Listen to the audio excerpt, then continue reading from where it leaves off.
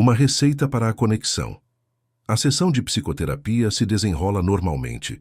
O psiquiatra está sentado em uma cadeira de madeira, rígido e formal. O paciente está deitado no divã de couro, com ar de derrota. Os dois não estão no mesmo comprimento de onda. O psiquiatra cometeu uma gafe terapêutica, uma interpretação equivocada do que o paciente acabou de dizer. Ele apresenta uma desculpa. Estava preocupado, acreditando ter feito algo que prejudicasse o tratamento. Não. E começa o paciente. O terapeuta o interrompe, fazendo outra interpretação. O paciente começa a responder, mas o terapeuta não o deixa falar. Quando finalmente consegue falar, o paciente começa a reclamar sobre tudo o que teve de aguentar da mãe ao longo dos anos.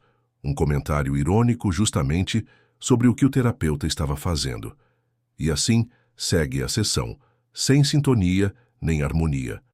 Passemos a um paciente diferente. O psicoterapeuta está no meio da sessão, no momento de maior conexão. O paciente número 2 acaba de contar ao terapeuta que pedira sua namorada de colégio, atualmente sua noiva, em casamento na noite anterior. O terapeuta passara meses o ajudando a explorar e superar seus medos de intimidade, para que ele se munisse de coragem e pedisse a namorada em casamento. Assim, os dois compartilham desse momento de triunfo. Estão otimistas, o terapeuta e o paciente estão silenciosamente exultantes. Sua conexão é tal que sua postura e seus movimentos espelham os do outro, como se tivessem sido intencionalmente coreografados. Quando o terapeuta descruza uma perna e cruza a outra, o paciente imediatamente faz o mesmo. Existe algo de peculiar nessas duas sessões de terapia, ambas gravadas em vídeo. Duas caixas de metal, empilhadas como se fossem caixas de som, estão localizadas entre o terapeuta e o paciente. Delas, saem fios que terminam em um clipe de metal que cada um deles usa na ponta do dedo. Os fios para o terapeuta e o cliente alimentam um fluxo de leituras que revelam mudanças sutis em seu nível de transpiração durante as falas. As sessões fizeram parte de um estudo da dança biológica oculta que ocorre imperceptivelmente, como se fosse um componente subterrâneo das interações cotidianas. Os vídeos das sessões de psicoterapia mostram essas leituras contínuas, como um fio móvel que flui sob cada pessoa. Azul para o paciente, verde para o terapeuta. As linhas ondulam com os altos e baixos das emoções. Durante o intercâmbio agitado e ansioso da primeira sessão, os dois fios se movimentam como pássaros irrequietos, com os altos e baixos de suas trajetórias privadas. Traçam um retrato da desconexão. Porém, durante a conexão da segunda sessão, os fios voam como pássaros em formação.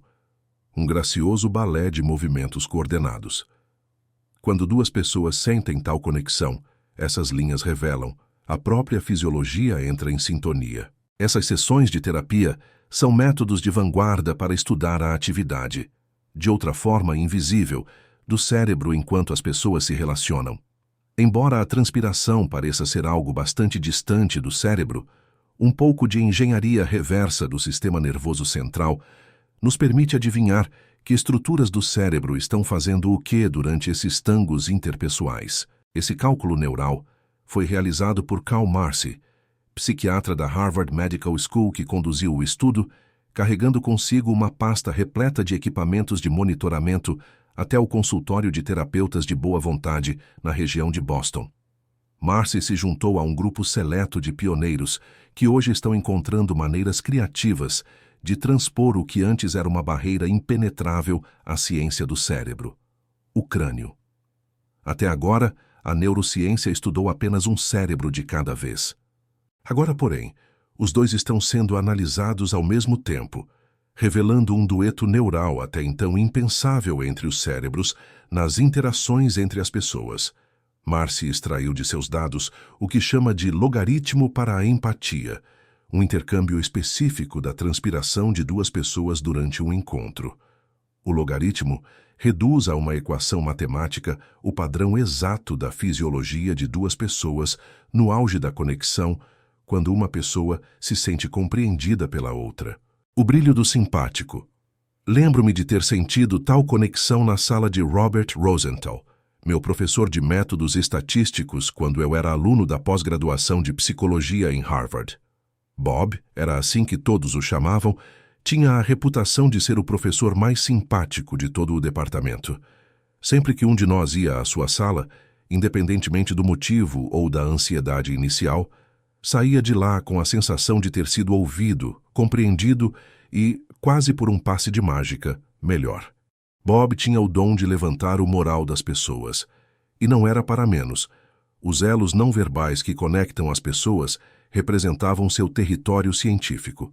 Anos mais tarde, Bob e um colega publicaram um artigo memorável revelando os ingredientes básicos da magia dos relacionamentos, a receita para a conexão. Só existe conexão entre as pessoas. Nós a reconhecemos sempre que ela se torna agradável, empolgante e fluente. Mas a importância da conexão vai muito além desses momentos agradáveis.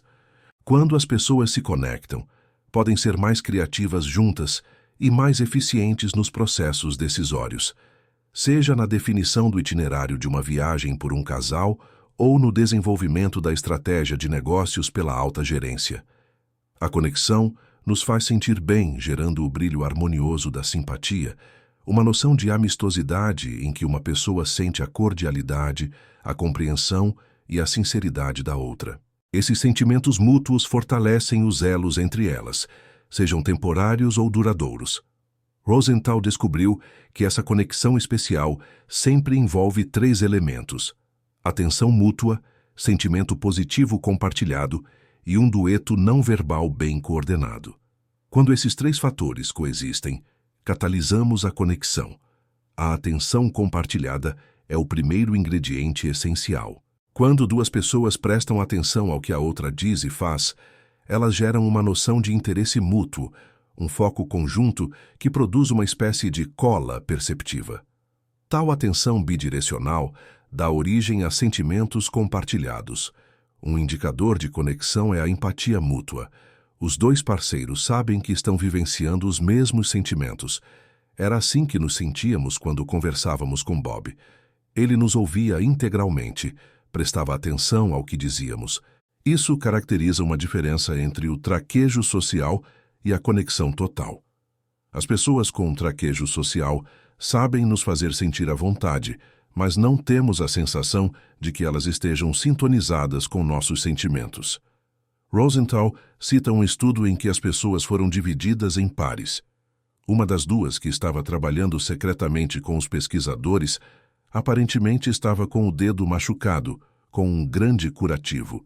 Em um dado momento, essa pessoa parecia machucar por acaso justamente o dedo do curativo. Se por acaso nesse momento a outra pessoa estivesse olhando para a suposta vítima diretamente nos olhos, essa pessoa estremecia, imitando sua expressão de dor.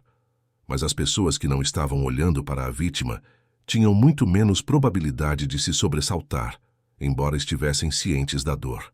Quando nossa atenção está dividida, perdemos um pouco da sintonia e, por consequência, os detalhes cruciais, sobretudo os emocionais. Ao olharmos os outros nos olhos, abrimos caminho para a empatia. A atenção em si não basta para estabelecer uma conexão. O próximo sentimento é uma boa sensação, provocada em grande parte pelo tom de voz e pela expressão facial. Ao desenvolver a noção de positividade, as mensagens não verbais que enviamos podem ser mais importantes do que o que dizemos. Notavelmente, em um experimento em que os gerentes deram às pessoas feedback pouco lisonjeiro, ainda que expressando sentimentos afetuosos por meio da voz e da expressão facial, as que receberam as críticas continuaram tendo sentimentos positivos quanto à interação de um modo geral. Coordenação ou sincronia é o terceiro ingrediente-chave para a conexão na fórmula de Rosenthal. Nós nos coordenamos por meio de sutis canais não verbais, como o ritmo e o timing de uma conversa, bem como por meio dos movimentos de nosso corpo. As pessoas conectadas ficam animadas e expressam livremente suas emoções. Sua responsividade espontânea e imediata mais se assemelha a uma dança coreografada, como se a situação tivesse sido planejada propositalmente. Seus olhos se encontram, seus corpos se aproximam. Elas puxam as cadeiras para perto, Até os narizes ficam mais próximos em uma conversa típica. Ficam à vontade no silêncio. Na falta de coordenação, a conversa produz uma sensação desconfortável, com respostas fora de hora e estranhas pausas. As pessoas ficam inquietas ou paralisadas de medo. Tais desencontros destroem a conexão. Em sincronia. No restaurante de minha cidade, há uma garçonete pela qual todos adoram ser servidos. Ela tem um talento fantástico para detectar o humor e o ritmo dos clientes, entrando em sincronia com eles. É quieta e discreta com o velho rabugento da mesa do canto, mas é sociável com o ruidoso grupo de colegas de trabalho que se reúnem na hora do almoço. E com a jovem mãe de 2 crianças hiperativas, ela entra logo no ritmo, distraindo as crianças com caretas e piadas. Não é de se estranhar que ela seja, de longe, a garçonete que ganha mais gorjeta. Essa garçonete sensível incorpora o princípio de que entrar em sincronia gera benefícios interpessoais. Quanto mais 2 pessoas sincronizam inconscientemente seus movimentos e maneirismos durante a interação, mais positivamente elas se sentem com relação ao mesmo e a respeito uma da outra. O poder sutil dessa dança foi revelado em um grupo de experimentos inteligentes realizados com alunos da New York University, que se ofereceram para o que acreditavam ser uma avaliação de um novo teste psicológico. 1 a 1, eles se sentaram com outro aluno, na verdade um cúmplice dos pesquisadores, e julgaram uma série de fotografias para o suposto teste. O cúmplice foi instruído a sorrir ou não, a balançar o pé ou coçar o rosto ao examinarem as fotos. Tudo o que ele fazia, os voluntários tendiam a imitar. Quando coçava o rosto, o outro coçava o rosto. Quando sorria, o outro sorria. Mais tarde, porém, o questionamento cuidadoso revelou que o voluntário não tinha ideia de que havia imitado seu parceiro ao movimentar o pé ou coçar o rosto. Tampouco havia notado os maneirismos coreografados. Em outra parte do mesmo experimento, quando o cúmplice dos pesquisadores imitou intencionalmente os movimentos e gestos da pessoa com a qual estava conversando, não foi bem aceito. Porém, quando o cúmplice era espontâneo nas imitações, os voluntários o consideravam mais atraente. Contrariando os conselhos dos livros populares sobre o assunto, imitar intencionalmente uma pessoa, imitar a posição de seus braços, por exemplo, ou sua postura, em si não aumenta a conexão. Tal sincronia mecânica e falsa se desfaz. Os psicólogos sociais descobriram repetidas vezes que, quanto mais 2 pessoas fazem naturalmente movimentos naturais, simultâneos ou coordenados de alguma outra forma, maiores são seus sentimentos positivos. Se você observar à distância 2 amigos conversando, sem ouvir o que estão dizendo, poderá observar melhor o fluxo não verbal de sua conversa, uma orquestração elegante de seus movimentos, até mesmo a coordenação dos olhares. Um professor de teatro pediu que seus alunos assistissem a filmes inteiros sem som, a fim de estudar sua dança silenciosa. Uma lente científica pode revelar o que o olho nu não é capaz de detectar. A maneira como, à medida que cada amigo fala, a respiração do outro entra sutilmente em um ritmo complementar. Estudos nos quais amigos, travando diálogos, usaram sensores para monitorar os padrões de respiração, revelaram que a respiração do ouvinte espelhava a do falante, inalando quando este exalava ou acompanhando seu ritmo. Essa sincronia respiratória aumenta à medida que o momento da troca de falantes se aproxima. E durante os momentos frequentes de frivolidade nas conversas entre amigos íntimos, o aumento é ainda maior. Ambos começam a rir praticamente ao mesmo tempo, e durante o riso, o ritmo de suas respirações se alinha. A coordenação funciona como um amortecedor durante um encontro face a face. Desde que a sincronia continue por meio da imitação dos movimentos, um momento conversacional que, de outra forma, pareceria estranho ainda assim, é tranquilo. Essa harmonização tende a continuar nos momentos mais difíceis, como as longas pausas, interrupções e falas simultâneas. Mesmo quando a conversa cessa e o silêncio toma conta do ambiente, a sincronia física mantém a noção de que a interação persiste mesmo assim. A sincronia telegrafa uma compreensão ou acordo tácito entre falante e ouvinte, Uma conversa que carece dessa sincronia física tranquilizadora tem de ser ainda mais afável em sua coordenação verbal para ser harmoniosa. Por exemplo, quando as pessoas não conseguem se ver em uma ligação telefônica ou ao interfone, seu padrão de fala tende a se tornar mais coordenado do que quando estão fisicamente presentes. A mera correspondência de posturas é surpreendentemente importante nos ingredientes da conexão. Por exemplo, um estudo monitorou as mudanças de postura entre alunos em sala de aula. Quanto mais suas posturas se assemelhavam às dos professores, mais fortemente eles se sentiam conectados e maior seu nível geral de envolvimento. De fato, a correspondência de posturas pode oferecer uma rápida leitura da atmosfera da sala de aula. Entrar em sincronia pode ser um prazer visceral e quanto maior o grupo, melhor. A expressão estética da sincronia do grupo pode ser vista na alegria universal da dança ou dos movimentos conjuntos em um ritmo. O mesmo deleite na sincronização em massa impele o movimento coordenado dos braços para o alto, a ola da torcida que varre os estádios. Os circuitos referentes a essa ressonância parecem ser inerentes ao sistema nervoso humano. Mesmo no útero, os bebês sincronizam seus movimentos com os ritmos da fala humana, embora não com outros sons. Crianças de 1 ano combinam o timing e a duração de seus balbucios com o ritmo da fala da mãe. A sincronia entre o bebê e a mãe, ou entre dois estranhos que acabam de se conhecer, envia a mensagem: "Estou com você. Continue, por favor." Essa mensagem mantém o envolvimento da outra pessoa.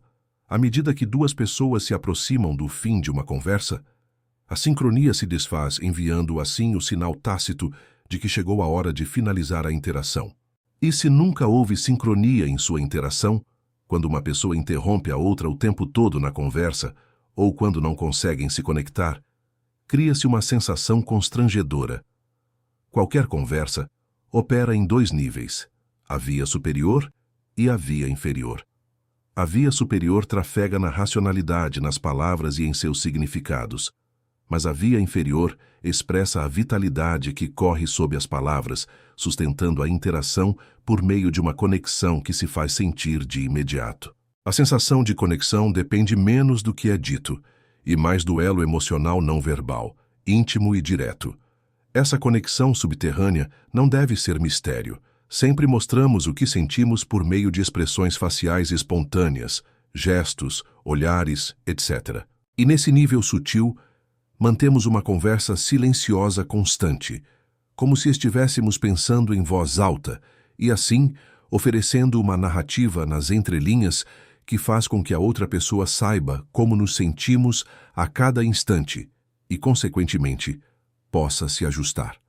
Sempre que duas pessoas conversam, podemos ver esse minueto se manifestar na dança do franzir de sobrancelhas, nos rápidos movimentos das mãos, nas expressões faciais, no ajuste do ritmo das palavras, olhares, etc. Tal sincronia permite conexão e entrosamento. E se fizermos isso bem, ocorre uma ressonância emocional positiva com a outra pessoa. Quanto maior a sincronia, maior a semelhança entre as emoções das duas pessoas. Sincronia gera equivalência emocional. Por exemplo, quando o bebê e a mãe passam de um baixo nível de energia e alerta a um nível maior, o prazer que compartilham aumenta gradualmente. A própria capacidade de assim reagir, mesmo entre os bebês, aponta para uma conexão subjacente no cérebro que torna toda essa sincronicidade tão natural. O relógio interno. Pergunte-me por que não sei contar piada. Tudo bem, porque você não... Meu timing é péssimo. Os melhores comediantes possuem um ritmo inato, um timing que faz com que suas piadas funcionem. Como os músicos que examinam uma partitura musical, os profissionais do mundo da comédia são capazes de analisar com precisão qual a duração de uma pausa antes do desfecho da piada, ou exatamente quando interromper, como na piada acima. Esse ritmo preciso garante que a piada será contada com engenhosidade. A natureza adora o bom timing. A ciência encontra sincronias em todo o mundo natural, sempre que um processo natural acarreta outro ou oscila em seu ritmo. Quando estão fora de sincronia, as ondas se anulam, cancelando uma a outra. Quando estão em sincronia, elas se ampliam. No mundo natural, essa regulagem ocorre com tudo, das ondas do mar aos batimentos cardíacos. No âmbito interpessoal, nossos ritmos emocionais se entrelaçam. Quando o Zeitgeber humano nos leva a uma faixa caracterizada pelo otimismo, nos faz um favor. E quando fazemos o mesmo por outra pessoa, passamos esse favor adiante. Para testemunhar tal transmissão, basta observar qualquer demonstração de virtuosismo musical. Os próprios músicos parecem estar enlevados, como se fossem um só, no ritmo da música. Porém, por trás dessa sincronia visível, os músicos estão juntos de uma maneira que público algum poderia desconfiar. Seus cérebros estão conectados. Se, durante esses momentos, fosse possível analisar o cérebro de dois desses músicos, tal análise revelaria uma notável sincronicidade. Por exemplo, quando dois violoncelistas tocam a mesma passagem musical, os ritmos das ligações dos neurônios do hemisfério direito de seus cérebros estão extraordinariamente próximos. A sincronia dessas zonas para a habilidade musical é muito maior entre os cérebros dos dois do que no caso dos hemisférios direito e esquerdo dentro de cada cérebro. Sempre que nos encontramos em tal harmonia com outra pessoa, podemos agradecer ao que os neurocientistas chamam de osciladores, sistemas neurais que atuam como relógios, redefinindo continuamente seu ritmo de acordo com a periodicidade do sinal de entrada. Muitas vezes, esse sinal pode ser tão simples quanto o ritmo no qual sua esposa lhe passa o prato que acabou de lavar para você secar, ou tão complexo quanto os movimentos de um pas de Deu coreografado com habilidade. Embora no dia a dia tomemos essa coordenação como certa, foram desenvolvidos elegantes modelos matemáticos que descrevem os logaritmos que a permitem. Essa matemática neural se aplica sempre que coordenamos nossos movimentos com o mundo externo, não apenas com outras pessoas, mas também, digamos, quando interceptamos uma bola de futebol em alta velocidade ou conseguimos fazer um lance espetacular. Os subtons rítmicos e a sincronia fluida das interações mais simples podem ser tão notavelmente complexos quanto a coordenação improvisada do jazz. Se tal coordenação fosse verdadeira apenas, digamos, para que balançássemos a cabeça em sinal de afirmação, isso não seria surpresa. No entanto, ela vai muito além. Considere as diversas maneiras como enredamos os movimentos. Quando duas pessoas se envolvem em um diálogo, os movimentos de seus corpos parecem acompanhar o próprio ritmo e estrutura das falas. Algumas análises quadro a quadro de conversas entre duas pessoas revelam como os movimentos de cada uma pontuam o ritmo do diálogo. As ações da cabeça e das mãos coincidem com os pontos de ênfase e as hesitações na fala. Notavelmente, tal sincronia entre corpo e fala ocorre em frações de segundo. Ao se encadearem enquanto conversamos com alguém, nossos pensamentos não podem monitorar a complexidade da dança. O corpo é como uma marionete do cérebro, e o relógio do cérebro anda em milissegundos ou mesmo em microsegundos, enquanto nosso processamento consciente de informações e nossos pensamentos a respeito dele seguem atrás, em segundos. No entanto, sem que estejamos conscientes, nosso corpo entra em sincronia com os padrões sutis de qualquer pessoa com a qual estejamos interagindo. Basta um pouco de visão periférica para oferecer informações suficientes sobre um elo corpo a corpo para definir a oscilação conjunta, uma sincronia interpessoal tácita. Você pode notar isso ao caminhar ao lado de alguém. Em questão de minutos, você e a outra pessoa estarão movendo braços e pernas em perfeita harmonia. Exatamente como dois pêndulos que balançam livremente acabam entrando em sincronia. Os osciladores ecoam o equivalente neural de uma canção em Alice no País das Maravilhas, que pergunta: "Você não vai se juntar à dança?" Quando estamos com outras pessoas, esses relógios nos colocam em sincronia inconscientemente, com a mesma facilidade como dois amantes se aproximam para um abraço, ou para se dar as mãos no instante em que começam a caminhar pela rua. Por outro lado, uma amiga me diz que quando começava a namorar uma pessoa, se continuava errando o passo ao caminhar a seu lado, tinha certeza de que teria problemas mais adiante. Qualquer conversa demanda que o cérebro efetue cálculos extremamente complexos, nos quais os osciladores guiam a cascata contínua de ajustes que nos mantém em sincronia. Dessa microsintonia flui a afinidade, ao participarmos de uma fatia da experiência da pessoa com a qual estamos conversando. Assim, estamos prontos para iniciar uma ligação cérebro a cérebro, em parte porque viemos praticando essa dança silenciosa a vida inteira, desde que aprendemos a fazer nossos primeiros movimentos. A protoconversa. Imagine uma mãe segurando um bebê. A mãe faz com a boca um gesto, lançando um beijo ao bebê. Com isso, o bebê franze os lábios, em uma expressão um tanto ou quanto discreta. A mãe abre os lábios em um largo sorriso, e o bebê relaxa os lábios em uma tentativa de sorriso, e a mãe e o bebê estão unidos em um ligeiro sorriso. O bebê então começa a se agitar, balançando a cabeça de um lado para o outro, em uma divertida brincadeira. A interação como um todo leva menos de 3 segundos. Não aconteceu muita coisa, mas certamente ocorreu uma comunicação. Tais entrosamentos rudimentares se chamam protoconversas, um protótipo de toda a interação humana, a comunicação no que ela tem de mais básico. Na protoconversa, os osciladores entram em ação. A microanálise revela que os bebês e as mães cronometram com precisão o início, o fim e as pausas em seu tati-bitati, criando um ritmo. Um capta e coordena o que faz com o timing do outro.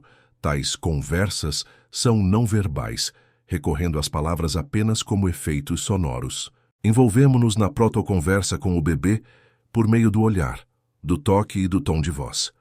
As mensagens são transmitidas por meio de sorrisos e balbucios, em especial pela linguagem usada pela mãe, que complementa o tati-bitati do bebê. Mais como uma canção do que como uma sentença, ao se comunicar com o filho, a mãe lança mão da prosódia, tons melódicos de fala que transcendem a cultura e que são os mesmos, independentemente de a mãe falar mandarim, urdu ou qualquer outro idioma. Sua linguagem soa amigável e divertida, em geral alta, cerca de 300 Hz para ser tecnicamente preciso, e curta, com picos, ondulante, passando de um tom a outro imperceptivelmente. Muitas vezes, a mãe sincroniza sua linguagem com toques no bebê, em um ritmo repetido e periódico. O rosto e os movimentos da cabeça estão sincronizados com as mãos e a voz, e o bebê, por sua vez, reage com sorrisos, balbucios e movimentos de mandíbula, lábios e língua, em sincronia com o movimento das mãos. Essas piruetas entre mães e filhos são curtas, durando apenas segundos ou até milésimos de segundo, e terminam quando o estado dos dois coincide, em geral, situações alegres. Mãe e filho entram no que parece ser um dueto de partes sincronizadas ou alternadas, ritmadas em um adágio uniforme de cerca de 90 batidas por minuto. Tais observações científicas são feitas com esmero, por meio do exame tedioso de inúmeras horas de interações entre mães e filhos, gravadas em vídeo por psicólogos do desenvolvimento como Colin Trevarthen, da Universidade de Edimburgo. Os estudos de Trevarthen o tornaram especialista mundial em protoconversa, um dueto em que os dois buscam harmonia e contraponto em uma só batida para criar harmonia. No entanto, mais do que definir um tipo de melodia, os dois estão em uma discussão do tipo que enfoca um tema central: emoções. A frequência do toque da mãe e o tom de sua voz proporcionam ao bebê a mensagem tranquilizadora de seu amor, resultando, como diz Trevarthen, em uma conexão imediata, não verbal abstrata. A troca desses sinais forja uma ligação com o bebê por meio da qual a mãe pode deixá-lo feliz e agitado, calmo e quieto, ou contrariado e choroso. Durante uma protoconversa feliz, mãe e filho sentem-se animados e em sintonia. Mas quando a mãe ou o filho não fazem sua parte na conversa, os resultados são muito diferentes. Se a mãe, por exemplo, presta pouca atenção ou reage sem entusiasmo, o bebê reage retraindo-se. Se a resposta da mãe ocorre no momento errado, o bebê fica confuso, depois chateado. E se é o bebê que não responde, a mãe é quem se chateia. Essas sessões constituem uma espécie de tutorial. A protoconversa marca a primeira aula do bebê sobre interação. Aprendemos a nos sincronizar emocionalmente muito antes de termos palavras para expressar tais sentimentos. As protoconversas continuam sendo um de nossos modelos mais básicos de interação, uma consciência tácita que define silenciosamente nosso ritmo ao nos conectarmos com outra pessoa. A capacidade de entrar em sincronia, tal como fizemos quando bebês, nos acompanha ao longo da vida, guiando-nos em todas as interações sociais. E assim como os sentimentos foram o principal tópico de nossas protoconversas quando bebês, continuam sendo a pedra fundamental da comunicação na idade adulta. Esse diálogo silencioso sobre os sentimentos é o substrato sobre o qual todos os outros encontros se constroem e a agenda oculta de toda e qualquer interação.